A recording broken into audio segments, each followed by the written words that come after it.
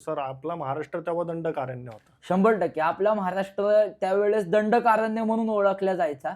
पण अगदी अत्यंत महत्वाचा अभ्यासू उल्लेख सांगतो तुम्हाला महाराष्ट्राबद्दलचा, की असं म्हटलेलं आहे, इतकी घनदाट झाडी होती, इतक्या वेली इथं जमिनीवर पसरल्या होत्या, की म्हणजे चेहऱ्यासमोर येणारी झाडी सुद्धा काही शस्त्रांनी छाटत छाटत वाटा मोकळ्या कराव्या लागत होत्या. आणि काही वेली ज्या इथं पसरल्या होत्या त्या वेलींना पण कापत कापत पाऊल वाट तयार करावी लागत होती. पण अशा भयंकर म्हणजे घनदाट असलेल्या अरण्यामध्ये सुद्धा इथे काही ऋषीजन येऊन थांबलेले आहेत. आपल्या राष्ट्रातले सगळ्यात वंदनीय ऋषीमुनी ज्यांनी पूर्ण दक्षिण भारताची संस्कृती देशात प्रस्थापित केली ते म्हणजे महर्षी अगस्त्य आहेत. म्हणजे विंध्याचल पर्वत त्यांच्या समोर झुकला म्हणजे असं नाही त्याच्यात काही चमत्कार झाला, पर्वत जिवंत झाला, त्यांचा नमस्कार केला, असं नाहीये.